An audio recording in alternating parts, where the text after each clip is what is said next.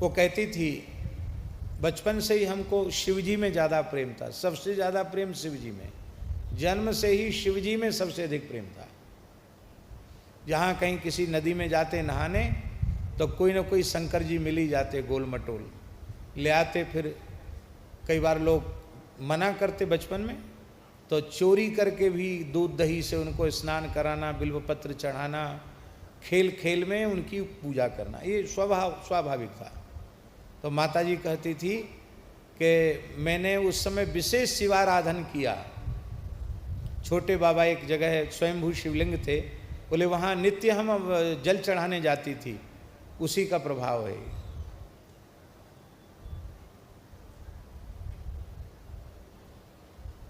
ऐसी कई बातें। गर्भ में थे तो उस समय एक गाय आती, और अपरिचित गाय, कोई घर की गाय नहीं, अपरिचित गाय घर में भीतर घुसी चली जाती और माताजी के गर्भ को सूंघ कर और उनको दाहिना करके घूम के चली जाती। लगातार कई महीने तक आई और जन्म के बाद फिर वह गाय पूरे गांव क्या पूरे क्षेत्र में नहीं दिखाई पड़ी। तो माताजी कहती थी कि लगता कोई देवलोक से गाय आती थी जो गर्भ को सूंघ कर आशीर्वाद दे करके जाती थी। ये बातें कहने की नहीं है, मंच पर तो बिल्कुल नहीं कहनी चाहिए, सभा में कहने की बातें नहीं है, लेकिन ये बातें इसलिए कह रहे हैं कि माता ऐसी होती है तब संतान उत्तम होती है, दिव्य होती है। ध्रुव जी के जो व्यक्तित्व का निर्माण हुआ है उसके मूल में ध्रुव जी नहीं, ध्रुव जी की जन्मदात्री माता सुनीति है, जिसने गर्भ से ही ध्रुव जी के ऊपर भक्ति के, ज्ञान के, सत्संग के संस्कार दिए। राष्ट्र का निर्माण करने की जिम्मेवारी माताओं की है। पुरुष वर्ग 2 नंबर पर, 3 नंबर पर हैं, पर राष्ट्र निर्माण में माताएं पहले स्थान पर हैं। बड़े बड़े शूरवीर, बड़े बड़े विद्वान, बड़े बड़े गुणी, बड़े बड़े ज्ञानवान, बुद्धिमान, विवेकी भक्त न तो आकाश से बरसते हैं, न धरती फोड़ के निकलते हैं, किसी न किसी पवित्र माता के गर्भ से ही जन्म लेते हैं। इसलिए माताएं धर्मशीला हों, भक्तिपरायणा हों, पातिव्रत धर्म से संपन्न हों और यह कामना करें कि ऐसा बेटा, ऐसी बेटी मेरी कोख से पैदा हो जिससे मेरा माता होना धन्य हो जाए, मेरा मातृत्व सफल हो जाए। श्री ज्ञानेश्वर महाराज को, श्री निवृत्तिनाथ जी को, श्री सोपान देव और श्री मुक्ताबाई को प्रकट करने वाली तो कोई माता ही थी। श्री नामदेव जी को जिसने प्रकट किया वह भी तो माता ही थी। श्री तुकाराम महाराज को जिन्होंने जन्म दिया वो भी तो कोई माता ही रही होगी। समर्थ स्वामी श्री रामदास जी महाराज को जिन्होंने जन्म दिया वो भी कोई माता ही रही होंगी। छत्रपति महाराज को जिन्होंने जन्म दिया वो भी कोई माता ही हैं। इसलिए माताएं ही अपने पुत्र के चरित्र का निर्माण करती हैं, राष्ट्र निर्माण माताएं करती हैं। माताओं पर प्रतिबंध नहीं है हमारे धर्मशास्त्र में। जो माताओं को ये समझ में आता कि बहुत कानून लगाए गए हैं, बड़ा प्रतिबंध लगाया गया, ये मत करो, वो मत करो, यहाँ मत जाओ, वहाँ मत जाओ, एकदम परतंत्र बना दिया। नहीं नहीं, परतंत्रता नहीं है, यह उसके चरित्र की रक्षा का प्रबंध है।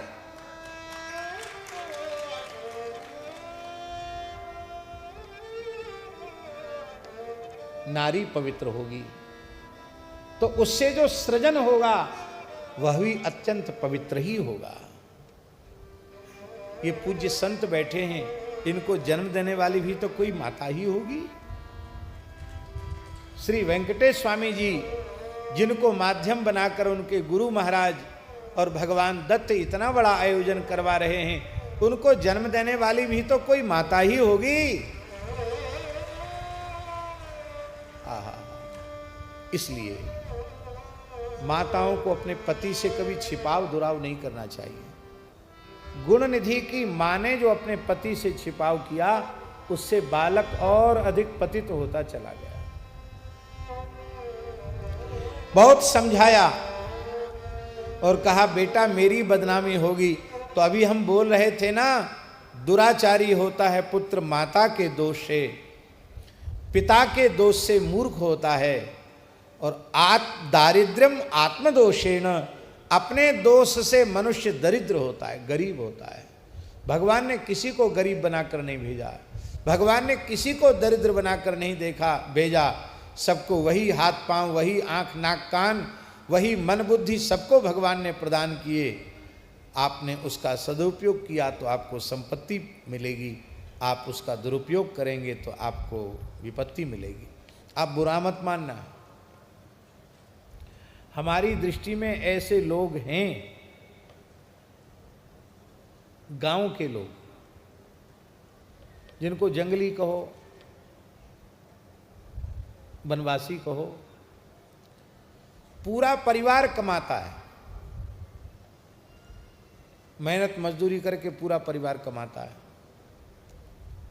सरकार से फ्री अन्न मिलता है और पूरा परिवार कमाता है, और भगवत कृपा से सरकारी योजनाओं का लाभ भी वर्तमान सरकार के द्वारा, वर्तमान में जो भारत सरकार है उसके द्वारा ईमानदारी से गरीब कल्याण का काम हो रहा है। इसके पहले तो देश का एक प्रधानमंत्री कहता था कि हम 1 रुपया भेजते हैं तो कितना पैसा लगता है, हैं? हाँ, 15 पैसा। देश के प्रधानमंत्री ने कहा था हम 100 रुपये भेजते हैं तो 15 रुपये ईमानदारी से खर्च हो पाता, बाकी इधर उधर चला जाता। अब इतना बढ़िया बना दिया कि सीधे खाते में जाएगा, पैसे का प्रत्यक्ष लेन देन खत्म हो रहा है। अब हम एक बात पूछ रहे हैं, बुरा मत मानना हमारी बात का, कि घर के सभी सदस्य श्रम करके कमा रहे हों, राशन फ्री मिल रहा हो, आवास योजना में घर भी फ्री बन गया हो, या थोड़ी बहुत राशि लगकर घर बन गया हो, तो इतने लोग जब परिश्रम करके धन कमा रहे हैं तो घर में समृद्धि आनी चाहिए कि नहीं आनी चाहिए? क्यों नहीं आई? उसका कारण है, दिन भर मेहनत किया, शाम को शराब पी के सो गए, दिन भर कमाया, शाम को पी लिया अथवा खा लिया। अन्नाहार में ज़्यादा खर्च नहीं है तो फ्री मिल रहा है, पर आप मांस खाओगे तो ज़्यादा पैसा लगेगा, तेल मिर्च मसाला भी ज़्यादा लगेगा,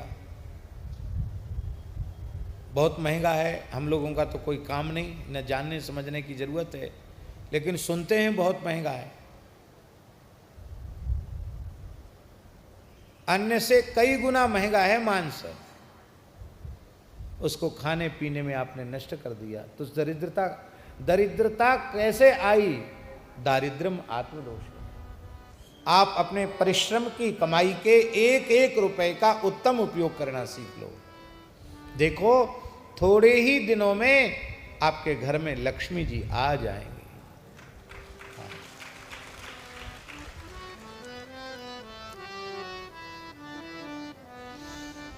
इतना माता ने समझाया, इसके बाद भी गुणनिधि ने अपना बुरा रास्ता नहीं छोड़ा। वो और अधिक पतित हो गया। वो शिकार खेलता, शराब पीता, चुगली करता, असत्य भाषण करता, चोरी करता, जुआ खेलता, वेश्यागमन करता। कौन सा ऐसा भयंकर पाप था जो उसने नहीं किया था? सब कुछ करता था।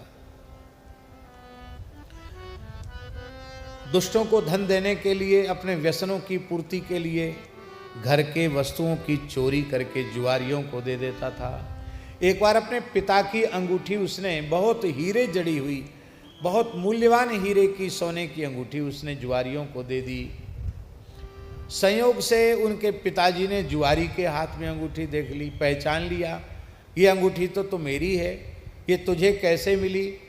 बार बार जब दीक्षित उनके यज्ञदत्त दीक्षित जो उनके पिता थे गुणनिधि को उसने पूछा, तो उस जुआरी ने कहा कि अरे ब्राह्मण, आप मेरे ऊपर गुस्सा क्यों कर रहे हो? मैंने चोरी नहीं की आपके घर में, आपके पुत्र ने ही जुआ में ये हारी है और मैंने इसको जुआ में जीता है, ये ला कर के दिया है।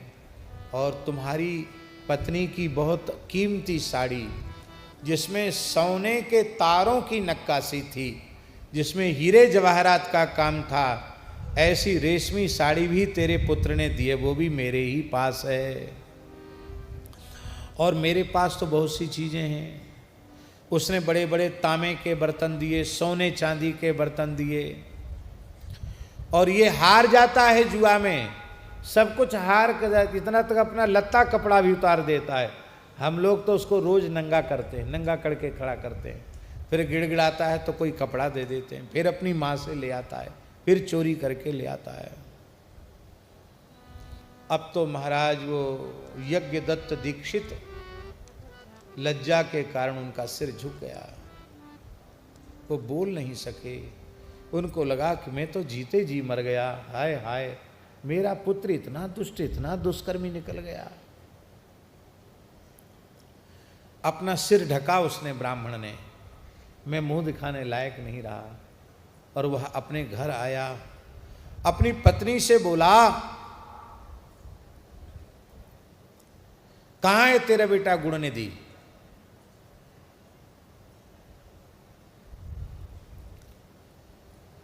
अब वो तेरा बेटा यहां है कि नहीं है, कहां मर गया मुझे पता नहीं है, पहले मेरी अंगूठी ला। मेरे शरीर में तेल उबटन लगाते समय तुमने हमारी अंगूठी निकाल ली थी, वो कहाँ है मेरी अंगूठी? ला, पहनाओ हमको। ब्राह्मणी थर थर कांप गई, उसको जानती थी कि वो तो गई घर से। उसने कहा कि देखो, इस समय में मध्याह्न स्नान और कुछ क्रियाओं में लगी हुई, कर्मकांड की क्रियाओं में, आप अभी मत छेड़ो, मैं बाद में दे दूंगी। आप अतिथियों का सत्कार करो, मैं भोजन बनाने में व्यस्त हूं। मैंने किसी पात्र में, बर्तन में अंगूठी रख दी होगी, इस समय मुझे याद नहीं आ रहा है। ब्राह्मण बोला कि अब तेरा पता चलेगा कि तू कितना सत्य बोलती है। तो ये व्यंग में कहा सत्य परायणा, सत्य भाषणी। अरे सत्य बोलने वाली, माने महा झूठ बोलने वाली, ये मतलब था उसका व्यंग। अरे सत्य बोलने वाली, तेरा दुष्ट पुत्र कहां चला गया? मैंने जब जब तुझसे पूछा तो तुमने यही बताया कि अभी पढ़कर अपने मित्रों के साथ फिर बाहर पढ़ने चला गया है। अरे मैंने रेशमी मजीठे रंग की साड़ी दी थी, जो बहुमूल्य सोने के तारों की नक्काशी थी, जिसमें रत्न जड़े हुए थे, वो साड़ी कहाँ है? लाओ, डरो मत। वो मेरी सोने की झारी कहाँ है? सांप्रतम निक्षिते सोपी भृंगारो मणिमंडिता। भृंगार माने होता है झारी, जिसको गंगा सागर कहते हैं। वो कहाँ है जिसमें मणियां जड़ी हुई थी? और मेरा त्रिपटी, त्रिपटी माने होता दुपट्टा। अच्छे विद्वान ब्राह्मण, अच्छे, अब तो सब नकली आ गए हैं, यहाँ भी चमकीले दुपट्टा उड़ाने की परंपरा है। वो रेशम तो होता नहीं, पता नहीं और कोई चीज़ होती है, जो भी हो, पर पहले समय दुपट्टा जो होते थे वो शुद्ध रेशम के, और उनमें स्वर्ण के तारों का काम होता था, उसमें जवाहरात जड़े हुए होते थे। तो अपने अपनी समृद्धि के अनुसार लोग पटका धारण करते थे। तो मेरा वो पटका कहाँ चला गया? त्रिपटी कहाँ चली गई मेरी? और देखो, दक्षिण भारत में बना हुआ वो कांसे का बड़ा बर्तन कहाँ गया? गौड़ देश बंगाल में बना हुआ वो तांबे का घड़ा कहाँ चला गया? हाथी दांत की बनी हुई वो मछिया जो आसन है, वो कहाँ गई? अब तक तो मैं कर्मकांड में ही व्यस्त रहा, मैंने देखा नहीं, लेकिन अब मेरी नज़र में सब आ रहा है। कहाँ गया वो? कहाँ गया वो? सामान कहाँ गया? मैं व्यर्थ ही तेरे ऊपर क्रोध कर रहा हूं। अब तो मैं भोजन ही तब करूंगा जब दूसरा ब्याह कर लूंगा। अब तुमको और तुम्हारे पुत्र को दोनों को विदा है, तुम अपने घर चली जाओ माता पिता के पास, और पुत्र यहां से मुंह काला करे। क्यों? क्योंकि अधर्मी दुष्ट पुत्र से पिता संबंध रखता है तो उस पिता को भी पाप लगता है, उसे उस पुत्र के किए हुए, पुत्री के किए हुए दुष्कर्मों का फल इस लोक में भी भोगना पड़ता है, नरकों में भी भोगना पड़ता है। इसलिए धर्म सदाचार से शून्य व्यक्ति का त्याग करना चाहिए। जाके प्रिय न राम वैदेही तजिए ताहि कोटि बैरी सम यद्यपि परम स्नेही। तजो पिता प्रहलाद विभीषण बंधु भरत महतारी बलिगुरु तजो कंत ब्रज बनितन भई मुद मंगलकारी। जाके प्रिय न राम वैदेही। राम जी कौन है? रामो विग्रहवान धर्म।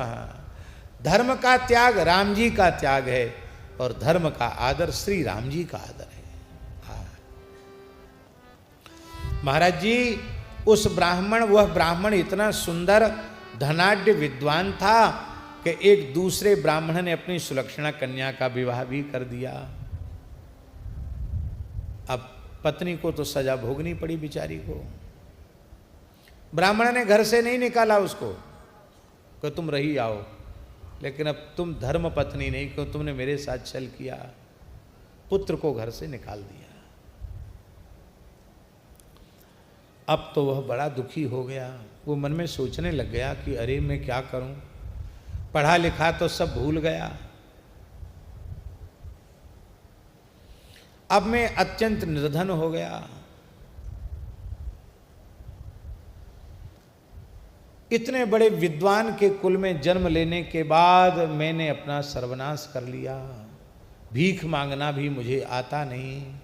वैदिक सदाचार तो नष्ट ही हो गया, क्योंकि ब्राह्मण चाहे जितना बड़ा दुष्कर्म ब्राह्मण से हो जाए उसका प्रायश्चित है।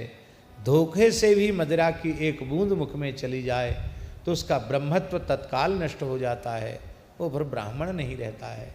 मेरा तो ब्रह्मत्व ही नष्ट हो गया। स्नान संध्या गायत्री तर्पण श्राद्ध सब छोड़ दिया है। हाय हाय मेरा क्या होगा, बहुत दुखी हो गया। भूखा प्यासा भटकने लग गया। मन में सोचता था कि मैं चाहे जितना बुरा था, पर मेरी माता प्रातःकाल उठते ही मुझे मिठाई खाने को देती थी। बेटा खाली पेट पानी मत पियो, कुछ मिठाई खा के पानी पियो। अब मैं कहीं रहने का ठिकाना नहीं, खाने का ठिकाना नहीं, मैं क्या करूं।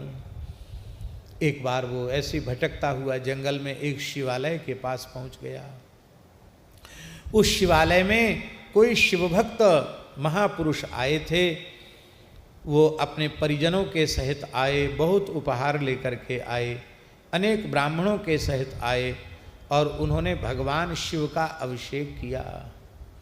सुंदर पुष्पों से, वस्त्रों से श्रृंगार किया, सुंदर फल और नैवेद्य उनको अर्पित किए। और रात्रि में वो सब कीर्तन जागरण करने लगे और ये भी वहीं था। मन में सोच रहा था कि थोड़ी इनको झपकी आवे सो में, तो मैं तो भूख के मारे मरा जा रहा हूँ। मैं शिव मंदिर में चोरी करके कुछ चुराऊँ। इधर सब देर रात तक नृत्य गान करके तनिक विश्राम में चले गए और ये चुपके से मंदिर में घुस गया। क्यों घुसा? पक्वान्न गंधमाघ्राय यज्ञ दत्तात्मजो द्विजा पितृत्यक्तो मातृहीना क्षुदित सतमन्वगात। पक्वान्न की सुगंध पा करके, सिद्ध रसोई की सुगंध आती कि नहीं, पा करके गया भीतर। अब वहाँ गया तो वहाँ जो शिव मंदिर का जो दीपक था उसकी बत्ती बहुत मध्यम हो गई थी, उसमें घी तेल खत्म हो गया था। अब अंधेरे में कैसे पता चले क्या रखा है। तो उसने अपने शरीर का ही कपड़ा फाड़ा और दीपक की बत्ती से आग लगाई और उजेला किया। उजेले में समझ में आ गया मिठाई विठाई कहाँ रखी है। तो फूल बेलपत्र हटाकर मिठाई लिया उसने, शंकर जी का नैवेद्य लिया और लेकर भागा। भूख के मारे व्याकुल था और इतना भूखा था स्वामी जी कि लेते वहीं गर्भगृह में ही खाना शुरू कर दिया उसने। खाते खाते भागा वहाँ से। और जब भागा तो रात को अंधेरा था, किसी सोने वाले के पैर में उसका पैर टकरा गया, और जब पैर टकरा गया तो वो गिरा धड़ाम से। जब गिरा तो वो जग गया, और जगते ही उसने चिल्लाना शुरू कर, चोर चोर चोर आया, चोर आया, चोर आया। अब अंधेरे में कौन पूछे कि पंडित जी का पुत्र है, कौन है। पिटाई लोगों ने शुरू की, इतनी पिटाई की कि वो मर गया, अंधा हो गया, पीटते पीटते वो मर गया।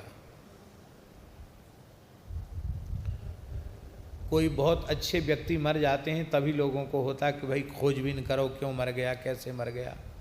और ऐसा कोई दुष्ट चोरी उपद्रव करता हो मर जाता है तो न किसी को शोक होता है, न राजा को भी तो अच्छा है मर गया, चोरी करता था मर गया, ठीक है।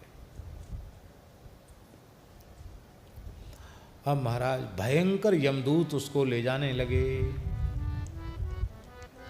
यमदूत यमलोक की ओर उस ब्राह्मण गुणनिधि को ले जा रहे थे। उसी समय भगवान शिव के पार्षद वहां आ गए। उनकी चार चार भुजाएं थी, वे डमरू त्रिशूल धारण किए हुए थे, रुद्राक्ष मालाएं धारण किए हुए थे, उनके संपूर्ण श्रीअंग पर भस्म रमाई हुई थी, तीन तीन नेत्र थे, जटा मुकुट थे, चंद्रमा का मुकुट भाल पर था, बड़ी सुंदर उनकी शोभा हो रही थी। लगता था अनेक रूपों में भगवान शिव ही प्रकट हो गए। शूल पाणय शिवा एव शिवा एव समागता, लगता था त्रिशूलधारी शिवजी ही अनेक रूप धारण करके आ गए।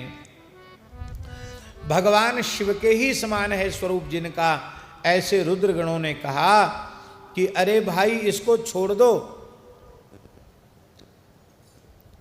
ये परम धार्मिक है, ये दंड का पात्र नहीं है, क्योंकि दग्धा शर्वाघ संचय, इसकी संपूर्ण पाप राशि जलकर भस्म हो चुकी है।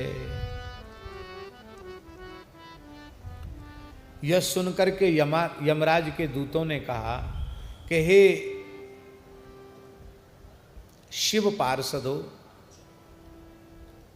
आप क्या बात बोल रहे हो। इसने ब्राह्मण कुल में जन्म लेकर कुलाचार का त्याग कर दिया, माता पिता की बात नहीं मानी, सत्य शौच सदाचार संध्या स्नान सब कुछ त्याग दिया। जो ब्राह्मण को नहीं करना चाहिए वही सब दुष्कर्म हजारों हजारों बार इसने किए।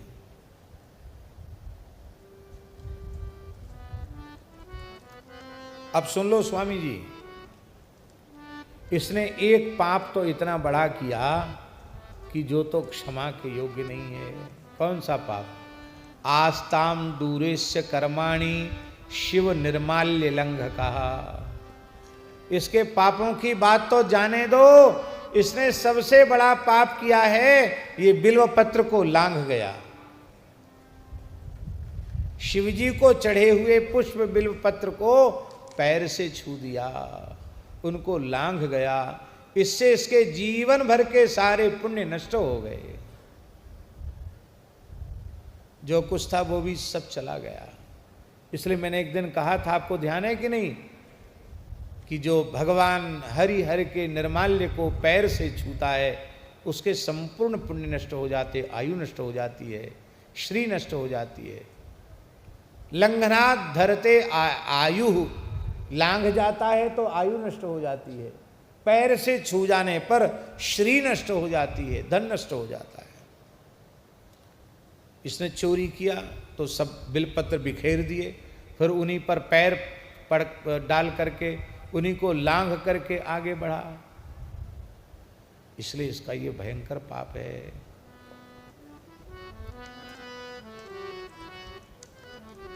कल या परसों आपने सुना कि जो टंकित शिवलिंग हैं जिनमें चंड गण का अधिकार है, जहां चंडाधिकार है, उन भगवान शिव के निर्माल्य को खाना नहीं चाहिए। शिव निर्माल्य भोक्ता रहा, शिव निर्माल्य लंघकाः, शिव निर्माल्य दाता रहा, स्पर्शस्तेषां य पुण्यकृत। जो शिव निर्माल्य के भोक्ता हैं, लंघक हैं, दाता हैं, उनका स्पर्श भी पुण्यों का नाश करता है।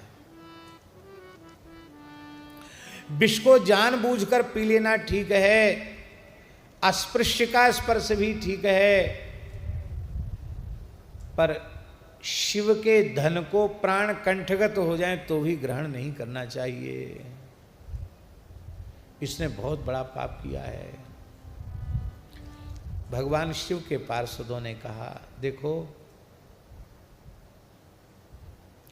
आप लोगों की जो दृष्टि है वो सूक्ष्म नहीं है, स्थूल दृष्टि है।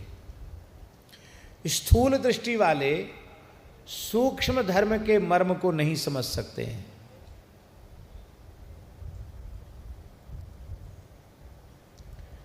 इसने सबसे बड़ा पुण्य क्या किया, ध्यान से सुने।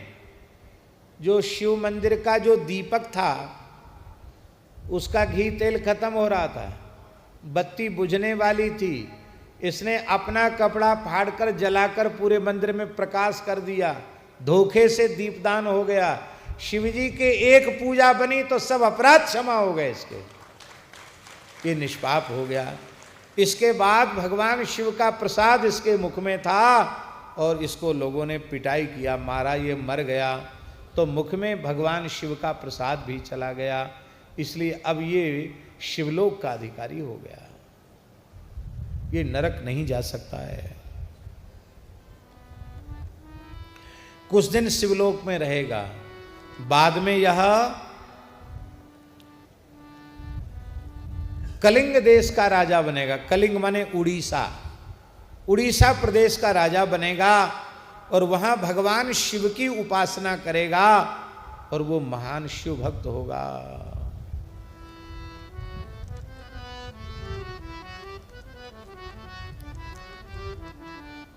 अब तो महाराज यमदूत उनको मार पीट के भगा दिया और भगवान शिव के पार्षद उस गुण निधि को शिवलोक ले गए। इधर यमदूतों ने आकर अपने पास मुदगर सब पटक दिए यमराज के सामने और कहा, महाराज अब हमको धरती पर मत भेजना। क्यों? हम तो सोचते थे कि आपका ही शासन चलता है, अब आपका कोई शासन धरती पर नहीं है, आपका शासन कोई नहीं मानता। हम तो यही समझते थे कि मरने वालों के ऊपर आपका कानून चलता है, आपका कोई कानून धरती पर नहीं है। यमराज बोले, आगे मत बोलना, आगे बोलने से पर तुम्हें पाप लग जाएगा। मैं सब जान गया, अब कान खोलकर सुन लो, धरती पर जाना तो पड़ेगा, लेकिन ये त्रिपुंड्रधरा लोके विभूत्या सितया गणा ते सर्वे परिहर्तव्या नानेतव्या कदाचन। हे दूतो, जो सुंदर श्वेत भस्म का त्रिपुंड धारण करते हैं उनको यमलोक कभी मत लाना। मरते समय मस्तक पर त्रिपुंड है तो यमलोक नहीं जाओगे। मरते समय मस्तक पर या तो ऊर्ध्वपुंड होना चाहिए या मस्तक पर त्रिपुंड होना चाहिए। ऊर्ध्वपुंड अथवा त्रिपुंड है। ऊर्ध्वपुंड के संबंध में भी शास्त्रों में लिखा है, ऊर्ध्वम नयत यत पुंड्रः प्राणिनम पापकारिणम तस्याख्या ऊर्ध्वपुंड्रेति तस्मात् तद्धारये द्विजः। स्कंद पुराण में लिखा है। ऊर्ध्वपुंड धरो मर्त्यो म्रियते यत्र कुत्रचित स्वपाकोपि विमानस्थो मम लोके महीयते। ऊर्ध्वपुंड धारण करने वाला कहीं भी मर जाए, कुत्ते को पकाकर खाने वाली चांडाल जाति में भी कोई पैदा हुआ हो और मस्तक पर मरते समय ऊर्ध्वपुंड तिलक हो तो वो भगवान के धाम को जाएगा। ऐसा ही यहां शिव पुराण में त्रिपुंड के बारे में लिखा है। श्वेत भस्म से त्रिपुंड जिसके मस्तक पर होगा मरते समय, वो कभी नरक नहीं जाएगा। एक घटना हम आपको सुनाते हैं। राजस्थान में सामोद एक जगह है, सीकर के पास ही है, पुरानी बात है। वहां पूज्य श्री महंत श्री प्रेमदास जी महाराज उनका एक आयोजन था, पूज्य गुरुदेव कथा कहने गए थे और बहुत से साधु गए थे कथा सुनने, हम छोटे ही थे। तो रात्रि को लगभग 1:30 या 2 बज रहे होंगे, हम लवशंका के लिए उठे तो हमने क्या देखा, एक महात्मा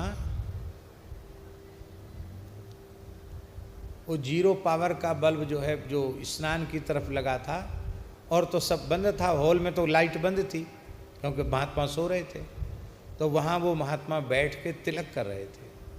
आपने राम लवशंका करके आए, तो हमने महात्मा से पूछा कि क्या बात है गुरु भाई, अभी तिलक क्यों कर रहे हो? तो उन्होंने कहा कि महाराज जी ने कथा में कहा था, भक्तमाली जी ने, कि मरते समय मस्तक पर तिलक होगा और प्राण छूटेंगे तो सीधे भगवान के धाम को जाएंगे। तो बोले अब सोते सोते मर गए तो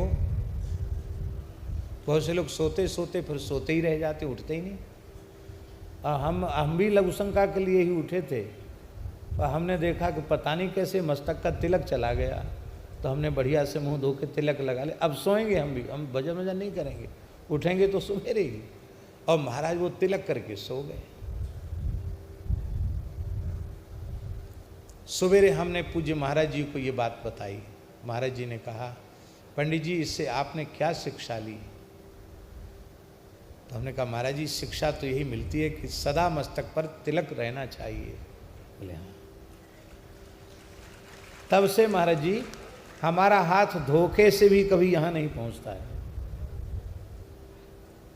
शरीर में भी पीड़ा होगी तो ऐसे कर लेंगे, यहाँ हाथ नहीं पहुँचता। दूसरे दिन तक यथावत तिलक बना रहता है। स्नान करते ही जल का तिलक कर लेते हैं, फिर आसन पर पहुँचकर फिर तिलक कर लेना।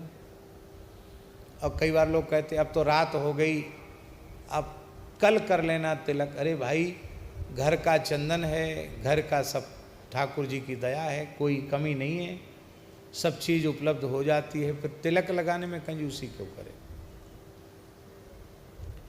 जानते हो तिलक, महाराज जी तिलक को हरि मंदिर कहा गया, ये भगवान का मंदिर है। भगवान का मंदिर बनाकर उसमें विधिवत प्राण प्रतिष्ठा करके संपूर्ण सेवा पूजा राग भोग की व्यवस्था करने से जितना पुण्य होता है, उतना पुण्य सविधि केवल एक तिलक धारण करने से प्राप्त हो जाता है। और जो महात्मा त्रिकाल स्नान करते हैं और त्रिकाल तिलक धारण करते हैं, उन विचारों का पुण्य कहाँ तक जमराज लिखेंगे, चित्रगुप्त लिखेंगे, वो उनका खाता ही फाड़ के फेंक देते हैं। बोले कहाँ तक लिखेंगे इनका, जाने दो, हटाओ, इनका पुण्य तो अक्षय है। एक महात्मा थे सुदामा कुटी में, उनका नाम था भोले बाबा। नाम क्या था पता नहीं, सब भोले बाबा कहते, पुरानी बात है। उनको हमने ऐसा देखा, तीनों टाइम जमुना जी में स्नान करते थे, त्रिकाल यमुना स्नान, और सवेरे स्नान करके आवें और तिलक लगाना शुरू करें। 12 तिलक धीरे धीरे लगाते थे, जैसे मदन बाबा लगाते थे। और लगाते लगाते पंगत की सीताराम हो जाती और पंगत में चले जाते। और फिर दोपहर 1-1.5 घंटे बाद फिर जमुना जी जाते, फिर स्नान करके फिर तिलक लगाने बैठते। माला फेरते कभी नहीं दिखाई पड़ते, खाली तिलक ही लगाते दिखाई पड़ते। फिर थोड़ी देर रासलीला में बैठते, कथा में बैठते, फिर स्नान करने चले, फिर तिलक लगाते, तो संध्या आरती का समय हो जाता। संध्या का घड़ी घंट शंख बजता तो फिर संध्या आरती में चले जाते। मैंने महाराज जी से कहा, महाराज भोले बाबा तो तीनों टाइम खाली तिलक लगाते दिखाई पड़ते हैं। और कई महात्मा कहते थे, ए बाबा पांसा चंदन श्री सब महंगा हो गया, भोले बाबा सब लगा लेता है, बहुत महंगा हो गया, ऐसा भी बोलते थे। इतनी श्री लगाते थे, पूरे शरीर में तिलक लगाते। अब उनकी सेवा क्या थी जानते हो? रात को कुठार में बैठ जाते, वो आटा छानने की सेवा। 2 क्विंटल 4 क्विंटल 5 क्विंटल आटा छान देते। और जब सवेरे निकलते तो लगता पूरे शरीर पर विभूति चढ़ाए हुए हैं। क्यों? वो सब आटा सब दाढ़ी जटा और सारे शरीर में लंगोटी लगा के बैठे रहते, पूरा एकदम। बोले हाँ भोले बाबा हो गए। ये सेवा उनकी थी, महात्माओं की निष्ठा है। ये ऊर्ध्वपुंड्र हरि मंदिर है तो त्रिपुंड्र साक्षात शिव मंदिर है। आपने जितनी बार त्रिपुंड लगाया, जितना त्रिपुंड लगाया, उतने शिव मंदिर बनाकर आपने प्रतिष्ठा कर दी। बहुत महिमा है। हमने एक दिन श्लोक कहा था, त्रिपुंड में भी आदि ब्रह्मा, मध्य विष्णु, ऊर्ध्वरेखा सदाशिव, बिंद की शक्ति रूपेण त्रिपुंडम धारे द्विजा। ये त्रिपुंड में पहली जो आदि रेखा है उसमें श्री ब्रह्मा जी हैं, मध्य की रेखा में विष्णु हैं, ऊर्ध्व रेखा में भगवान सदाशिव हैं, और जो बिंदी है वो साक्षात पराम्बा भगवती जगदम्बा दुर्गा का स्वरूप है। इस तरह से त्रिपुंड की बड़ी भारी महिमा है। तो भगवान धर्मराज ने कहा कि जो त्रिपुंड धारण करने वाले हैं उनको यमलोक मत लाना। उद्धूलन कराये ही विभूतिया सतया गणा, ते सर्वे परिहर्तव्या नाने तव्या कथंचन। भरिया विभूतिया साधु विशेष रूप से सुन लें। विभूतिया जानते हो? अखंड भस्म रमाने वाले साधु सुन लें। शिव पुराण के 18वें अध्याय का 45वां श्लोक है।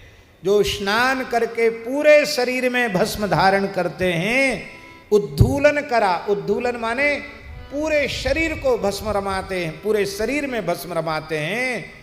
कहते ऐसे लोग जितने भी हों विभूतिधारी, उनको तो दंडवत करके चले आना, उनको कभी यमलोक नहीं लाना, क्योंकि चढ़ी विभूति ब्रह्म समाना। विभूति धारण करते हुए व्यक्ति शिवरूप हो जाता है। नियम पूर्वक अग्नि की, अखंड अग्नि का सेवन करता हुआ केवल 12 वर्ष विभूति का नियम एक स्थान पर बैठकर पूर्ण कर ले, सिद्ध हो जाएगा, सारी सिद्धियां प्राप्त हो जाएंगी। भस्म का इतना महात्म्य है। अब और सुन लो, अब रुद्राक्ष माला और जटा धारण का भी महत्व है। पर भगवान जाने कितना भयंकर कलयुग आया, अब नकली जटा भी मिलने लग गई हैं। कई कुंभ अपने राम ने किए, हरि गुरु संतों की कृपा से अपने राम का ये प्रयाग का 4था कुंभ था। पहला कुंभ 89 में किया था हमने, और ये 4था कुंभ था। पर आज तक किसी कुंभ में नहीं दुकान दिखाई पड़ी कि यहाँ जटाएं बनाई जाती हैं। इस बार कुंभ में एक दुकान खुली थी, उसमें बड़ी भीड़ थी। उसमें लिखा था साइन बोर्ड पर कि यहाँ जटाएं संवारी जाती हैं और बनाई जाती हैं। तो हमको तो एक व्यक्ति ने बताया कि अभी कौन है ये जो बैठे ना, ये सज्जन पजम्मा वाले, कहाँ से आए भगवान जाने, इनके छोटे छोटे बाल हैं। कहाँ से आए आप?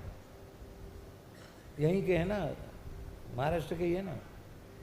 आप जाएं उस दुकान में जाएं तो आपकी 5-5 हाथ की जटा हो जाएंगी। हाँ, माने जटाओं का टोपा बना के ऐसा फिट कर देंगे कि बड़े से बड़े लोग पहचान ही नहीं पाएंगे कि इनकी जटा पे। पर भैया नकली जटा का महत्व नहीं है। ये जटा कोई फैशन नहीं है, ये तपस्वियों का, विरक्तों का चिन्ह है। इसलिए फैशन नहीं। सिद्धांत पटल में एक वाक्य लिखा है, देखा देखी केस रखावे, ऐसा डूबे थाह न पावे।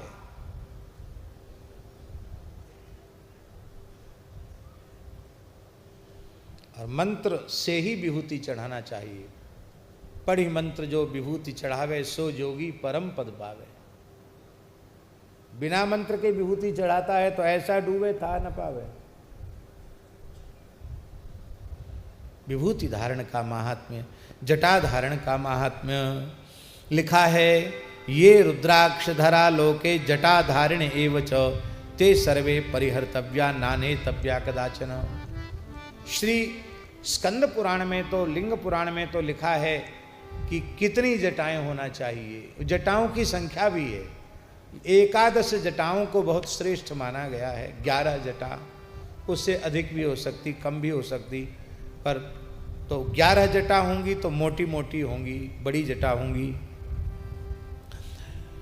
इसलिए जो यहाँ तक लिखा है, भले ही वे आजीविका के लिए ही किसी ने जटा भस्म और रुद्राक्ष आदि धारण कर लिया हो, त्रिपुंड धारण कर लिया हो, तो उनका हिसाब किताब शंकर जी करेंगे। पर हमारा पावर नहीं है, हमारा अधिकार उनको दंड देने का नहीं है। जो दंभ और छल से भी शिववेश धारण करते हैं उनका भी त्याग नहीं करना। हमारे गोवत्स श्री राधा कृष्ण जी ने एक घटना सुनाई थी, बड़ी प्रेरक घटना है। श्री राधा कृष्ण जी का भी प्रवचन का लाभ अगली वर्ष या अगली वर्ष ना अगली वर्ष आप लोगों को इसी स्थान में मिलेगा। तो उन्होंने एक बात बताई राधा कृष्ण जी ने कि एक नाटक हो रहा था महाराज जी, नाटक हो रहा था, श्री नरसिंह मेहता का नाटक खेला जा रहा था।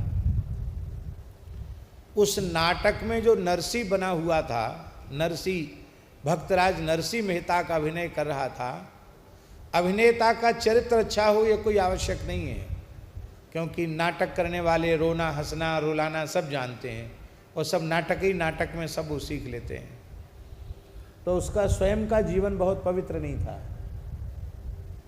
और नाटक खेलते खेलते देर हो गई, तो रात हो गई। नरसिंह जी का अभिनय कर रहा था वो भक्तराज नरसिंह मेहता का। तो उसने सोचा अब का वेशभूषा परिवर्तन करना, बढ़िया धोती होती तो पीतांबर पहने था, धोती पहना था, तुलसी मालाएं, तिलक लगा है, टोपी बंधी है, करताल हाथ में। तो अब यहाँ जब तक हाथ मुंह धोएंगे तो समय लग जाएगा, घर में जाके सो जाते हैं, बहुत रात हो गई। तो वो चलने लगा अपने घर की ओर, तो उसको लगा कि मेरे पीछे कोई आ रहा है। उसने देखा कौन आ रहा है, दिखाई तो कोई पड़ता नहीं। तो फिर मुड़ के देखा तो बड़ी भयंकर आकृति। वो तो महाराज उसके तो थर थर कांप गया। महाराज तुम कौन हो, हमारे पीछे क्यों लगे हो? बोले हम जमदूत हैं। हमारे पीछे क्यों लगे हो? अरे बोले तुमने बचपन से ऊटपटांगे काम किए हैं सब, अब तुम्हारा मरने का समय है, जमलोक ले जाएंगे तुमको, नरक ले जाएंगे। तो उस व्यक्ति ने कहा कि हमको ले क्यों नहीं गए? हमने तो सुना है कि जमदूत आते तो पूछते नहीं है, वो तो ले ही जाते हैं, तो हमको ले क्यों नहीं गए? तो यमदूतों ने कहा तुमने नरसिंह जी का वेश धारण कर रखा है, इसलिए हम तुमको छू नहीं सके। अब तुम जल्दी घर में जाओ, हाथ मुंह धो, ये पोशाक उतारो, तुरंत हम तुमको ले जाएंगे।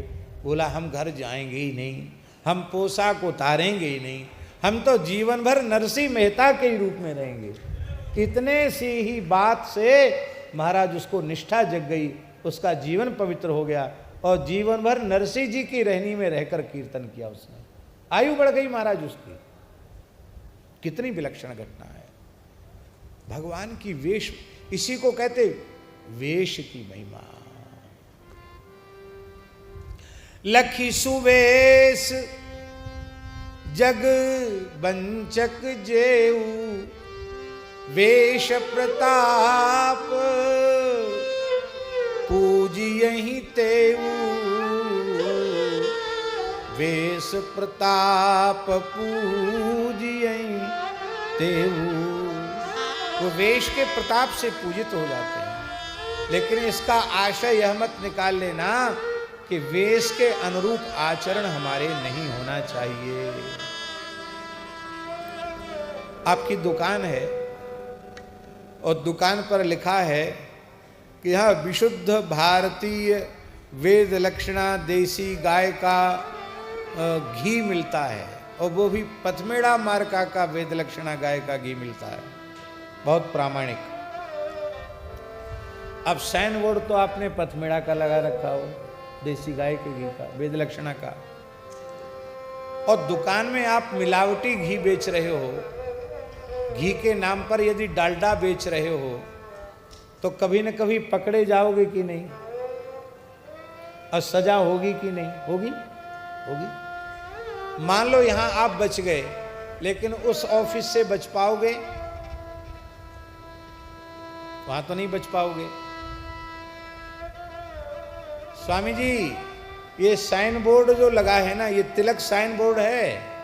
ये साइन बोर्ड प्रमाणित करता है कि इस हृदय में काम क्रोध लोभ मोह मत्सर नहीं है, इस हृदय में कलयुग नहीं है, इस हृदय में या तो श्री विश्वनाथ विराजमान हैं या श्री जगन्नाथ विराजमान हैं।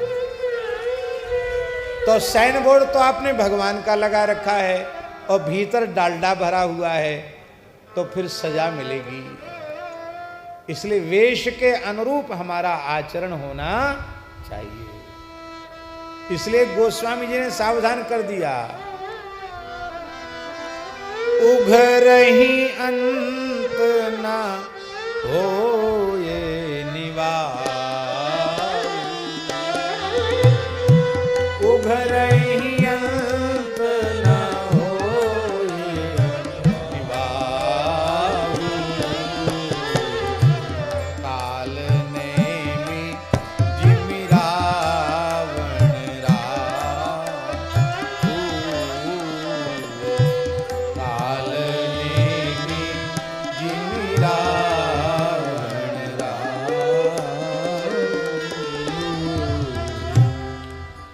इसलिए वेश के अनुरूप एक बहुत सुंदर पद है, बहुत लंबे समय से हमने नहीं गाया, व्यस्तता के कारण आज हमको गाने का मन है।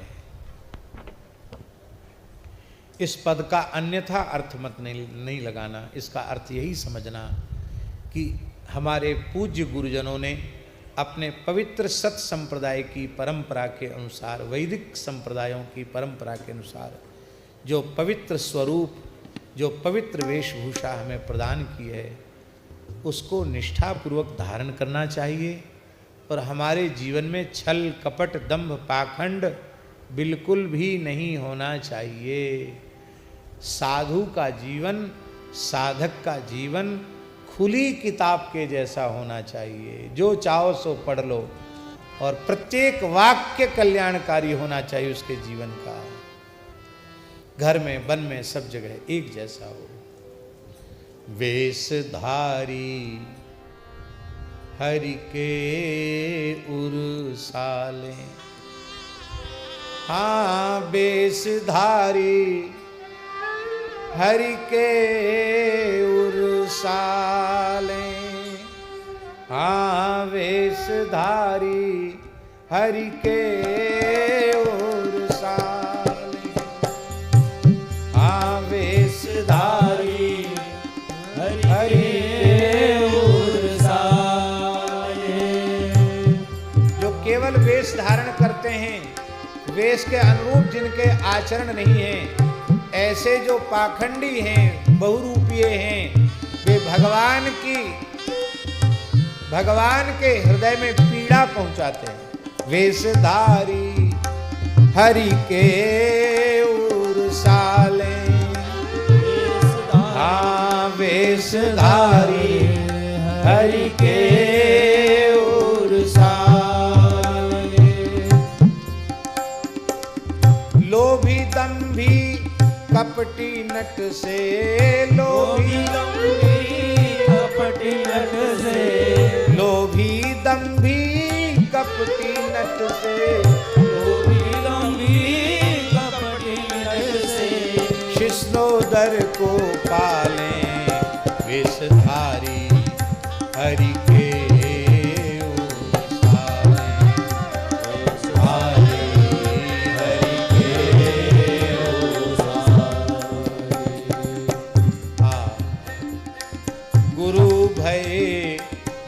घर में डोले, नाम धनी को बेचे।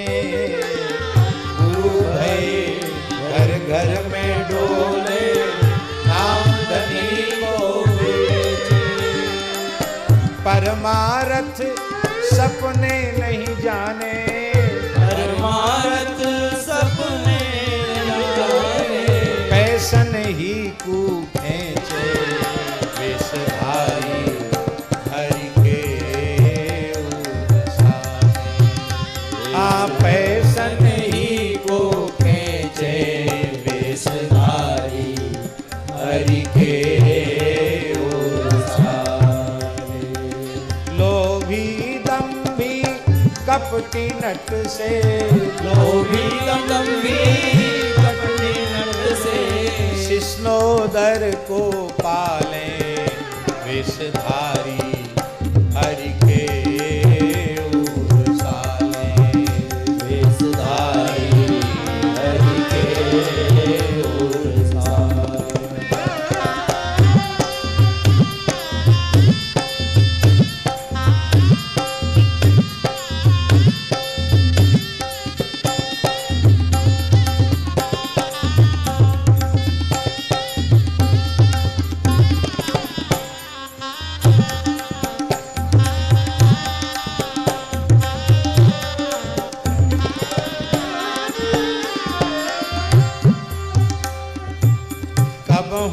बकता है बनी बैठे कथा भागवत गावे, कबहुक बकता है बनी बैठे कथा भागवत गावे। अर्थ अनर्थ कछु नहीं जाने, अर्थ अनर्थ कछु नहीं जाने, पैसन ही को धावे विषधारी हरि के उर साले। हाँ पैसन ही को धावे विषधारी हरि के उर साले। हाँ विषधारी हरि के उर साले।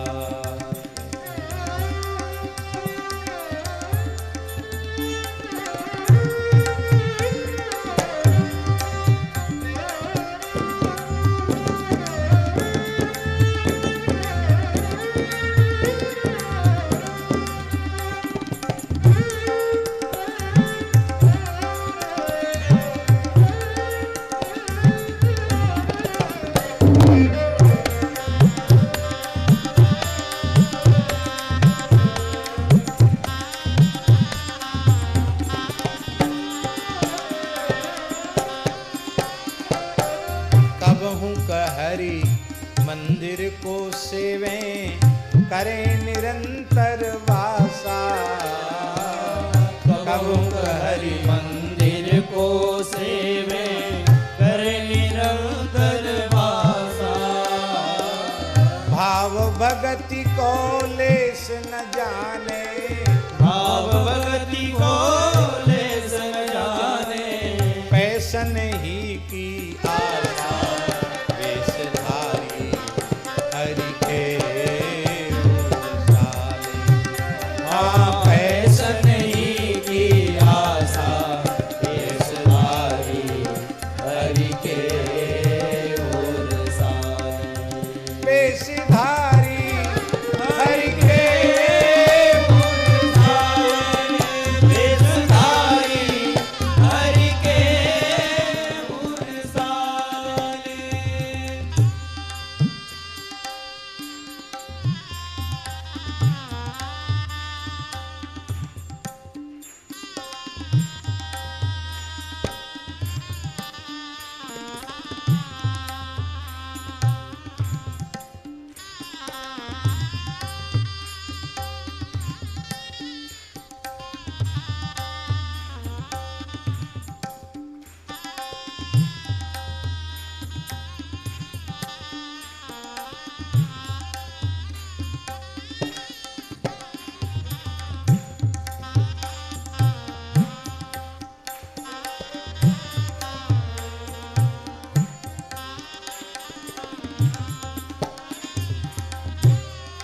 ये पाखंडी लोग सब कुछ करते हैं धन के लिए। क्या क्या करते हैं? नाचे गावे चित्र बनावे करें काव्य चटकीली। नाचे गावे चित्र बनावे करे काव्य चटकीली। साँच बिना हरी हाथ ना आवे, साँच बिना हरि हाथ न आवे। अब लोग कहते हैं हमने इतने दिन गिरिराज जी में भजन किया, इतने दिन अमुक जगह भजन किया, इतने दिन चित्रकूट, हमें तो कुछ हुआ नहीं। अरे जीवन में सच्चाई हो, नाम में दोष नहीं, साधन में दोष नहीं, हमारे अपने में कहीं न कहीं दोष है। पूज्य बाबा ठाकुरदास जी की वाणी है, गुरु साक्षात परब्रह्म यो गुरु स शिव प्रोक्तः यो शिवा स गुरु स्मृतः। ये भाव यदि सिद्ध नहीं है तो आप चाहे जितना साधन करें, जो सिद्धि मिलनी चाहिए आपको नहीं मिलेगी। पहले पक्का कर लो हृदय में, गुरु रूप में साक्षात भगवान मिले। झूठ छोड़ दो, छल छोड़ दो, कपट छोड़ दो, मन क्रम वचन छाड़ चतुराई, भजत कृपा करी है रघुराई। आप दूसरे भाव में मत लेना, अपनों की प्रशंसा नहीं की जाती है। वेंकटेश स्वामी जी ने केवल 4 साल तक अपने गुरु महाराज की समाधि के निकट रहकर केवल बिल्वपत्र खाए, संसार से असंग रहे, किसी का भी स्पर्श 4 वर्ष में नहीं किया। उस 4 वर्ष में जो कुछ मिलना था सब कुछ मिल गया, जीवन धन्य हो गया। प्रत्यक्ष प्रमाण है। हम वैसी लगन से, तत्परता से साधन नहीं करते हैं। नाचे गावे चित्र बनावे, करें काव्य चटकीली। नाचे गावे चित्र बनावे, करें काव्य चटकीली। सांच बिना हरि हाथ ना आवे, सांच बिना हरि हाथ न आवे, सांच बिना हरि हाथ ना आवे, सांच बिना हरि हाथ न आवे। सब रहनी है ढीली, वेशधारी हरि के सब रहनी है ढीली, वेशधारी हरि के उरसाए। वेशधारी हरि के उरसाए।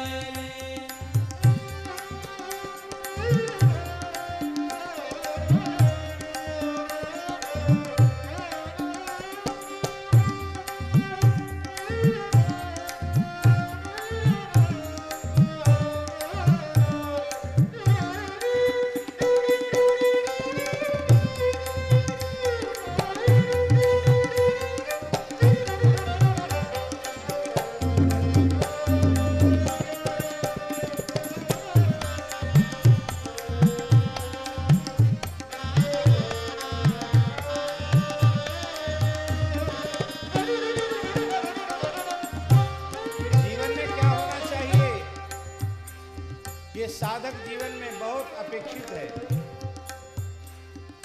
बिनु विवेक वैराग्य, भगति बिन सत्य न एको मानो। बिनु विवेक वैराग्य, भगति बिनु सत्य न एको मानो। भगवत विमुख कपट चतुराई, भगवत विमुख कपट चतुराई। भगवत विमुख कपट चतुराई। भगवत विमुख कपट चतुराई। सोपा खंडे जान वेशधारी हरि के उरसाए। वेशधारी हरि के उरसाए। हर हर शंकर हर हर शंकर, जय शिव शंकर, जय शिव शंकर। गौरी शंकर, गौरी शंकर, उमा महेश्वर, उमा महेश्वर। गौरी शंकर, उमा महेश्वर। गौरी शंकर, उमा महेश्वर। जय कमलेश्वर, जय भूतेश्वर, जय भूतेश्वर।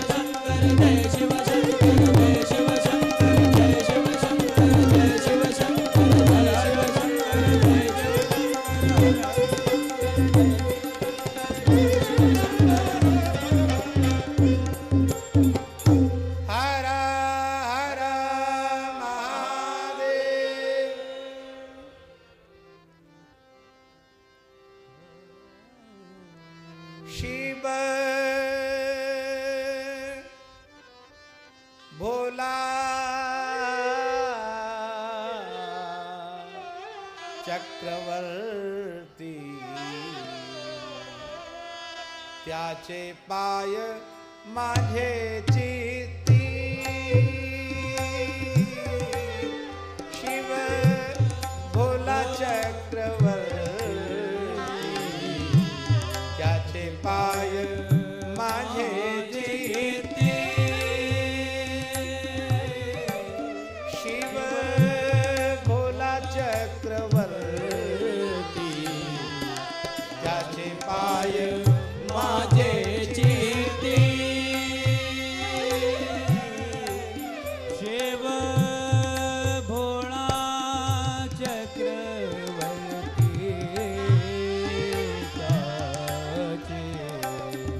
त्याचे पाय माझे चित्ती शिव भोला चक्रवर्ती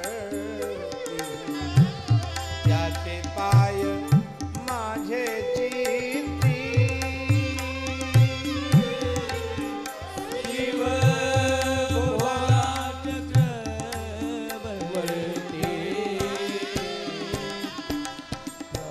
पाय माझे चित्ती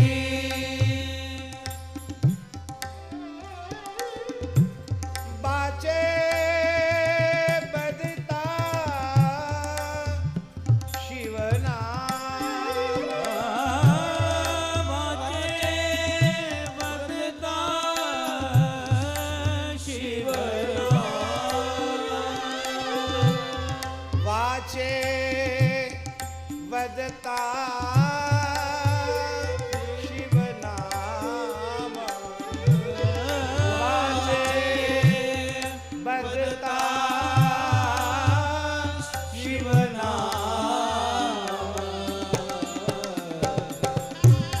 दयाना बाधी क्रोध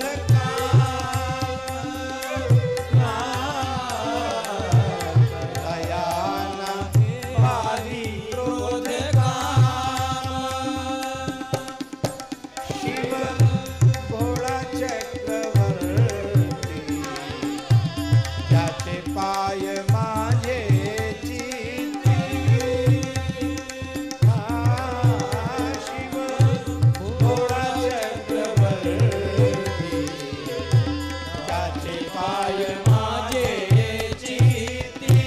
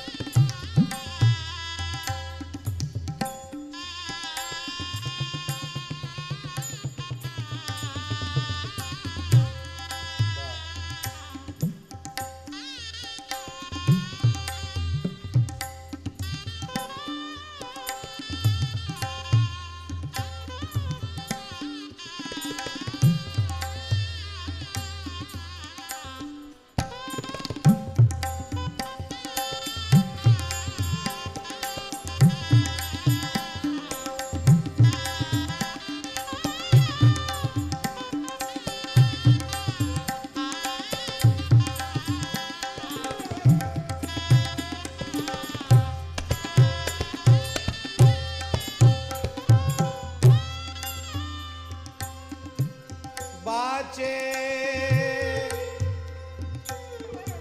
बदता शिवनाम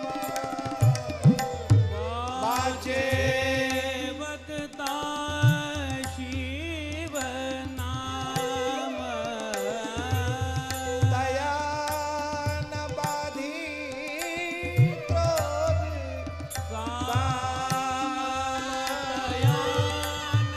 दया न बाधी क्रोध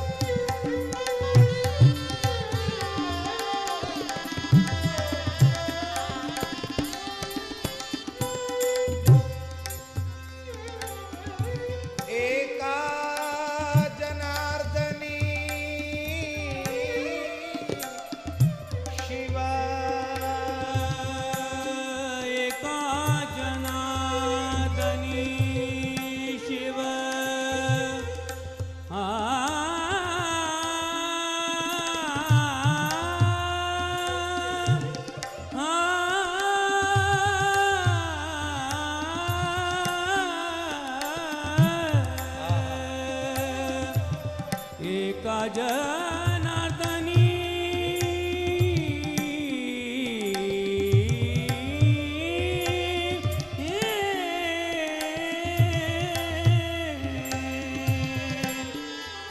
एक जनार्दनी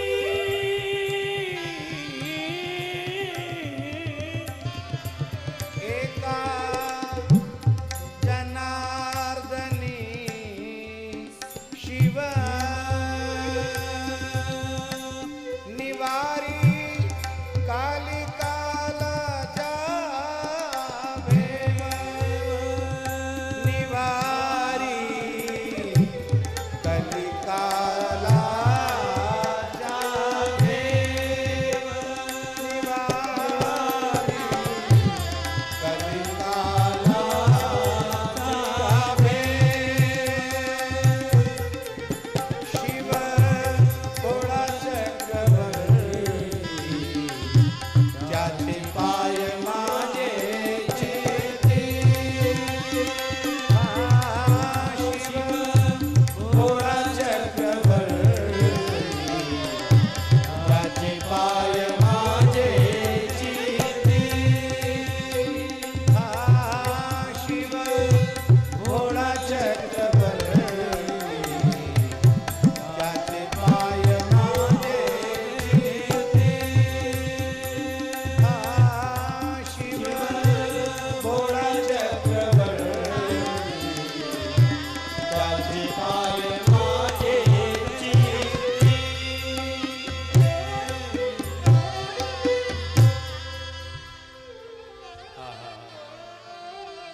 इतना बढ़िया विशेषण दिया है संत एकनाथ जी ने, शिव भोड़ा चक्रवर्ती। शिव चक्रवर्ती है और भोड़ा चक्रवर्ती है, इसका अर्थ क्या हुआ? शिव माने कल्याण, परम कल्याणकारी। जितने वैदिक साधन हैं उन समस्त वैदिक साधनों का चरम परम फल देने वाले शिव जी ही हैं। इच्छित फल बिन लही कि शिव अवराधे, गोस्वामी तुलसीदास जी ने कहा। बिना शिव की उपासना के इच्छित फल की प्राप्ति नहीं होती है। इसलिए कल्याणकारी जितने साधन हैं उनके चक्रवर्ती हैं। दूसरी बात, इस ब्रह्मांड में जितने भोले भाले हैं ना, उनमें सबसे भोला किसी को देखना हो तो भोले भाले शिव जी हैं। उनका नाम ही है भोले। भोला चक्रवर्ती हैं, भोलों के चक्रवर्ती हैं, चतुर चालाकों के चक्रवर्ती नहीं हैं, बेईमानों के चक्रवर्ती नहीं हैं, भोले के चक्रवर्ती हैं। जो शिवरूप संत हैं उनके चक्रवर्ती हैं, जो भोले भाले सरल सहज संत हैं उनके चक्रवर्ती हैं। भोले भाले भक्तों के चक्रवर्ती सम्राट भगवान शिव हैं। एकनाथ जी कहते हैं कि त्याचे पाय माझे चित्ती, हे शिव जी आपके चरणों में हमारा चित्त लगा रहे हैं। आपके चरणों से पलार्ध के लिए भी मेरा चित्त दूर न हो। हे शिव जी, जो लोग आपकी अपनी वाणी से आपके पवित्र शिव नाम का उच्चारण करते हैं, वाचे वदता शिव नाम तया न बाधी क्रोध काम, क्रोध काम आदि विकार उनको छू नहीं सकते हैं। इतना ही नहीं, जो आपका प्रेम से एक बार प्रत्यक्ष दर्शन कर लेता है उसे कुछ मांगना नहीं पड़ता। धर्म अर्थ काम मोक्ष चारों फल तत्काल आपके दर्शन मात्र से मिल जाते हैं। ऐसे श्री जनार्दन स्वामी के चरणाश्रित सद्गुरु जनार्दन स्वामी के चरणाश्रित शिष्य एकनाथ जी कहते हैं कि भैया कलिकाल भयंकर है। इस भयंकर कलिकाल में यदि शिवजी की शरण नहीं ली तो तुम्हारे कलिकाल के भय की निवृत्ति होगी नहीं। कलयुग के दोषों की, कलयुग के भय की निवृत्ति का एकमात्र साधन है शिवजी की उपासना। बोलो शंकर भगवान की जय। अब महाराज जी दीपदान की महिमा सुन लो। ये दीपदान किया क्या उसने? वो तो खाने के लिए घुसा था गुण निधि और कपड़ा फाड़ के जला दिया। इतने से महाराज वो यमलोक नहीं गया, कुछ समय तक रुद्रलोक में सुख भोग करके फिर वह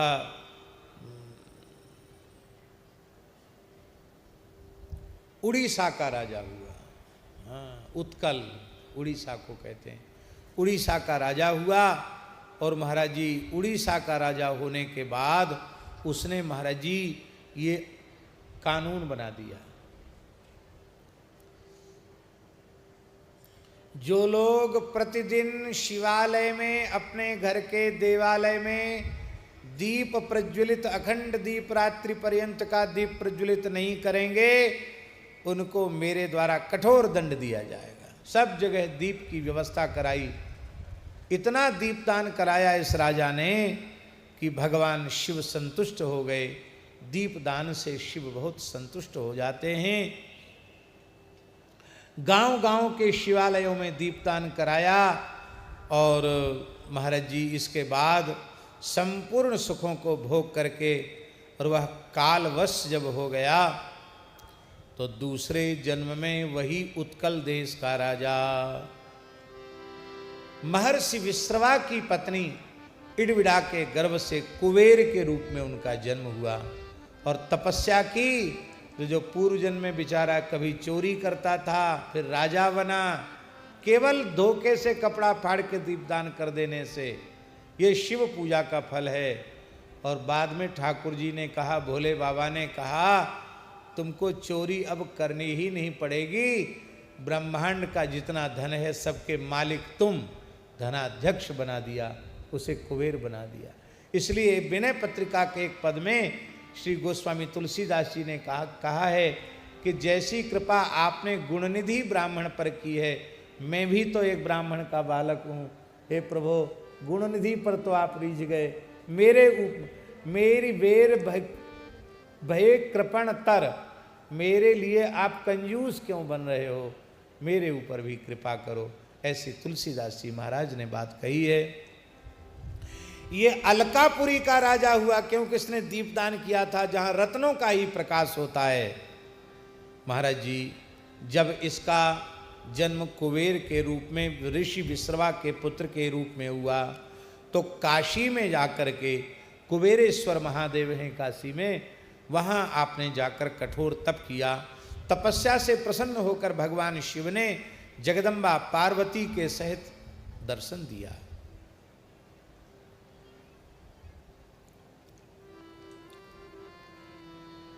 अब दर्शन जब हुआ, ध्यान से सुने। हमारे यहां स्वामी जी, ये बड़े रहस्य की बात है, यद्यपि भगवान के स्वरूपों में भेद नहीं है, बिल्कुल भेद नहीं है। शिव पार्वती दो तत्व नहीं है, एक ही तत्व है। भेद है क्या? शिव शक्ति में भेद है क्या? सीताराम जी में भेद है क्या? बागर्था विव संप्रक्तौ बागर्थ प्रतिपत्तये जगत पितरौ वंदे पार्वती परमेश्वरौ गिरा अर्थ जल बीच सम कहियत भिन्न न भिन्न बंदौ सीता राम पद जिन्हि परम प्रिय। भेद नहीं है। भेद न होने के बाद भी एक की उपासना खतरनाक है, दो की उपासना, युगल उपासना। गौर तेजम विना यस्तु श्याम तेजम समर्चयेत। गोपाल सहस्त्र नाम में भगवान शिव पार्वती जी से कह रहे हैं, गौर तेज के बिना जो श्याम तेज की उपासना करता है सब भवेत पातकी शिवे, वो पापी है। गौर तेज कौन है? विदेहराज नंदिनी मैथिली श्री रघुनाथ जी की प्राण वल्लभा श्री किशोरी जी गौर तेज हैं। उन किशोरी जी के बिना जो रघुनाथ जी की उपासना करता वो भी सभवित पातकी शिवे। गौर तेज राधा रानी हैं और श्याम तेज श्री कृष्ण हैं। राधा रानी के बिना कृष्ण की उपासना करने वाले भी पातकी हो जाते हैं। शंकर जी बोल रहे हैं, ठीक शिव पार्वती के स्वरूप में कर्पूर गौरम, गौर तेज भगवान शिव हैं और श्याम तेज भगवती पराम्बा जगदम्बा पार्वती हैं। इसलिए पार्वती के बिना शिव की उपासना भी अधूरी मानी जाती है। शिवलिंग में ही सब हैं, पार्वती भी उसी में है, शिव जी भी उसी में है, सब कुछ उसी में। यहाँ तक कि महाराज जी हम अपने मन से एक शब्द नहीं बोलते हैं, शास्त्र में यदि प्रमाण नहीं है तो हम प्रयत्न करते हैं कि हमारी वाणी से शास्त्र विरुद्ध कोई बात न निकले। शास्त्रों में लिखा है, शालिग्राम शिला में और भगवान शिव के नर्मदेश्वर स्वरूप में शिवलिंग में समस्त देवी देवताओं का पूजन हो सकता है, क्योंकि उनसे बाहर कुछ नहीं है, सब उसी में है। पर आप पार्वती जी को भुला देंगे तो बात नहीं बनेगी। शिव जी को तो मानना है, पर जगदम्बा पार्वती को भी। क्यों? कई बार पिताजी नाराज हो जाते हैं, कहते बच्चे को पीटेंगे, बहुत दुष्ट है, बहुत गलती करता है।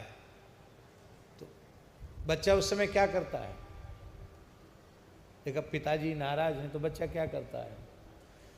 वो अपने बाबूजी की ओर देखता है, पिताजी की ओर देखता है, माँ की ओर देखता है, और दौड़कर माँ से चिपट जाता है।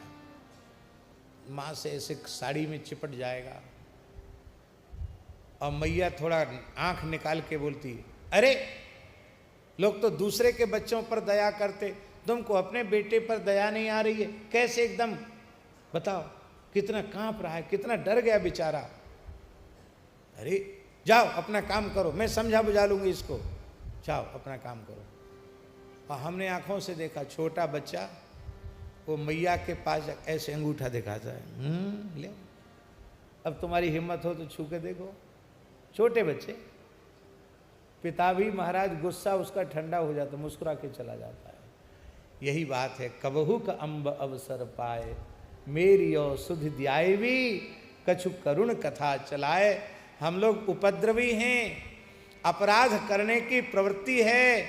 कभी भोले बाबा नाराज होंगे तो जगदम्बा पार्वती ही तो अपनी गोद में उठाकर हमको हमारा पक्ष लेंगी, और भोले बाबा से कहेंगे, अरे आप छोटी छोटी बात पर बिगड़ते क्यों, आप प्रसन्न रहिए। ये सब केवल हम लोगों को सिखाने के लिए। कुबेर जी भगवान शिव के अनन्य उपासक हैं, पर वे पार्वती तत्व का अर्चन करना भूल गए। शिवा का स्मरण उन्होंने नहीं किया। परिणाम क्या हुआ? पार्वती जी प्रकट हुई तो कुबेर जी घूर घूर कर पार्वती जी की ओर देखने लगे।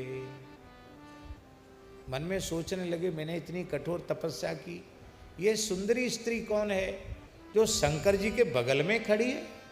अरे एकदम सटके खड़ी है, ये कौन है? वो जानते नहीं थे।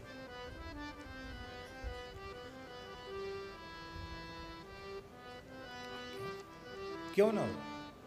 राजराजेश्वरी भगवती त्रिपुर सुंदरी हैं, जिनकी नेत्रों की भंगिमा को देखकर, जिनकी बंक भ्रुकुटी को देखकर, जिनकी मंद मुस्कान को देखकर साक्षात देवादिदेव महादेव शिव भी मोहित हो जाते हैं, मुग्ध हो जाते हैं। जिन पराम्बा भगवती जगदम्बा त्रिपुर सुंदरी जो अपने रूपशील लावण्य से शिवजी को मोहित कर लेती हैं, ओहो क्या कहना महाराज, उनका कोई सामान्य सौभाग्य है? अरे भाई वो कोई जीव थोड़े ही हैं, जो शिवजी हैं वही पार्वती हैं, और जो पार्वती हैं वही शिव हैं। जैसे हमारे यहाँ वृंदावन में कहते हैं ना, एकच ज्योतिरभूत द्वेधा राधा माधव रूपकम, ऐसे ही एकच ज्योतिरभूत द्वेधा शिवा शिव स्वरूपकम। शिवा शिव स्वरूप में एक ही ज्योति है, दो नहीं। पार्वती जी की ओर घूर कर देखने से पार्वती जी थोड़ी रुष्ट हो गई। हमको न दंडोत न प्रणाम न राम राम न श्याम श्याम, खाली देख रहा है। तो एक आंख कुबेर जी की फूट गई। फिर भी महाराज वो इतना रूपासक्त हो गए थे, फिर भी देखते चले जा रहे थे। एक आंख फूट गई, फिर भी देख रहे हैं। पार्वती जी ने कहा, ये बड़ा दुष्ट है ये ब्राह्मण, एक आंख तो फूट गई, दूसरी और फूट जाएगी इसकी। ध्यान से सुने, ये सब केवल हम लोगों को सिखाने के लिए कि शिव जी के साथ जगदम्बा पार्वती का भी आदर करो। शंकर जी ने कहा कि हे देवी, ये आपका पुत्र है, हैं? पुत्र का कोई अपराध हो तो उसको तो माता को क्षमा करना चाहिए, इसका दोष नहीं है। ये बेचारा जानता नहीं है कि आपका स्वरूप क्या है। क्या ये सोच रहा है कि कौन सी तपस्या से इस सुंदरी स्त्री को यह सौभाग्य मिला है, पर यह सौभाग्य तपस्या से संभव नहीं है। तुम तो मुझसे सर्वथा अभिन्न हो। माता की कृपा जब तक पुत्र पर नहीं होगी तब तक उसका कल्याण कैसे होगा। इति देवी गिरम श्रुत्वा प्रहस्यताम अप्रहस्य प्राहताम प्रभु उमे त्वदीयः पुत्रोयम न च क्रूरेण चक्षुषा। आप कठोर दृष्टि से मत देखिए, आप वात्सल्यमयी दृष्टि से देखिए। पार्वती जी तो प्रसन्न थी ही प्रसन्न हो गई और शंकर जी ने कहा तुम गुह्यों के राजा हो जाओ, यक्ष किन्नरों के स्वामी हो जाओ और सबको धन देने वाले धनद हो जाओ और तुम सबके स्वामी हो जाओ, धनाध्यक्ष हो जाओ। और मया सख्यम चिते नित्यम बत्स्यामि च तवांचिके, तुम्हारी हमसे गहरी दोस्ती होगी, मित्रता होगी और हम तुम्हारे ही पास रहेंगे। क्यों शंकर जी ने कहा तुम अलकापुरी के राजा हो जाओ, बोले आपसे तो दूर हो जाएंगे, बोले हम ही वहाँ आ जाएंगे। तो अलकापुरी कैलाश के निकट है। शंकर जी ने कैलाश में इस प्रकार से अपना निवास बना लिया और कहा बेटा आगच्छ पादेव रस्या पतते जननी तुयम। अरे बेटा गिरपड़ चरणों में अभी भी देख रहा है। अब तो महाराज जी कुबेर जी जैसे ही चरणों में पड़े हैं। भगवती तो वात्सल्यमयी करुणामयी माता हैं। उन्होंने कहा बेटा तुम्हारी निर्मल भक्ति हमारे में और भगवान शिव में सदा बनी रहे। एक आंख तो तुम्हारी फूट गई तो तुम एकाक्ष हो गए और एक आंख तुम्हारी पीली पड़ गई, इसलिए दूसरा नाम एक नाम एकाक्ष और एक नाम तुम्हारा पिंगाक्ष होगा, पीली आंखों वाला। और तुम्हारा नाम कुबेर होगा क्योंकि एक आंख, वेर माने रूप होता है आपका। देखिए स्वरूप में आंख की बड़ी महिमा है। आंख न होने से स्वरूप सुंदर नहीं लगता है, आंख की भी बड़ी महिमा है। और आंख की नहीं सब चीज़ की, नाक की कम महिमा है क्या? नकटा हो तो कितना खराब लगेगा बिना नाक के। तो हर चीज़ की महिमा है पर आंख की विशेष महिमा है। तो आज से तुम्हारा नाम कुबेर होगा। तुमने मेरे रूप के प्रति ईर्ष्या की इसलिए तुम्हारा नाम कुबेर होगा। तुम वैश्वेश्वर नामक धाम में, और तुम भगवान शंकर वरदान देकर वैश्वेश्वर नामक धाम में चले गए। भगवान शिव कैलाश पर विराजे और यहाँ सृष्टि खंड का उपसंहार होता है। आज हमारा यही भाव था कि कैसे भी करके इस सृष्टि खंड का उपसंग पूरा करना है। आज यह खंड पूरा हुआ। अभी कथा तो बहुत बाकी है पर हम छोड़ के भाग दौड़ कर नहीं सकते। कल आखिरी है क्या? कल ही आखिरी है। आज छठा दिन है, कल सातवां दिन है।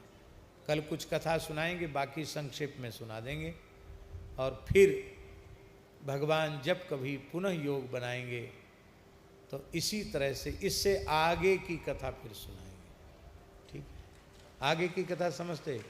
अभी बहुत कथाएं हैं इससे पुराण में, लेकिन इससे आगे की इसी पद्धति से हम बहुत विस्तार से नहीं सुना रहे हैं, लेकिन किसी भी अध्याय को छोड़े बिना सुना रहे हैं। प्रत्येक चीज़ व्यास समासक्रम से सुना रहे हैं। और सिद्धांत पक्ष की चर्चा में विशेष समय लगा क्योंकि कथानक तो सब जानते हैं, सिद्धांत पक्ष की चर्चा किए बिना ज्ञान वैराग्य भक्ति पुष्ट नहीं होती है। इसलिए सिद्धांत की चर्चा जरूरी है, पता तो चले शिव पुराण में किस सिद्धांत का निरूपण है। लिंगायत परंपरा के सिद्धांत के मूल सूत्र शिव पुराण में, उनकी चर्चा एक दिन हमने की थी। तो ये सब वैदिक संप्रदाय हैं, पवित्र भगवान शिव की उपासना के संप्रदाय हैं। आगे की चर्चा भगवत कृपा से हम कल करेंगे। अभी 5 बजने वाला है, 1 आध मिनट कम है बस, खाली 5 बज गए, पूरा हो गया। 1 मिनट कम था, वो पूरा हो गया।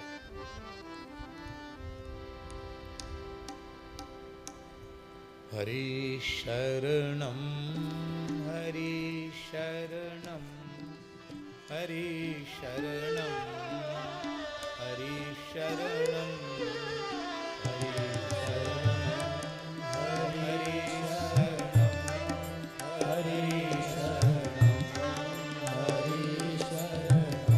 हेलो, आप लोग आरती की तैयारी करो। आज के दिवस की मैं जाऊं बलिहारा, मेरे घर आया राजा राम जी का प्यार। हेलो, आज के दिवस की मैं लेऊं बलिहारा, मेरे घर आया राजा हेलो का प्यार। संत रैदास जी की वाणी है। जिस दिन रैदास जी के घर में संत आते थे, रैदास जी नाचने लग जाते थे। आज यह क्षेत्र धन्य हो गया।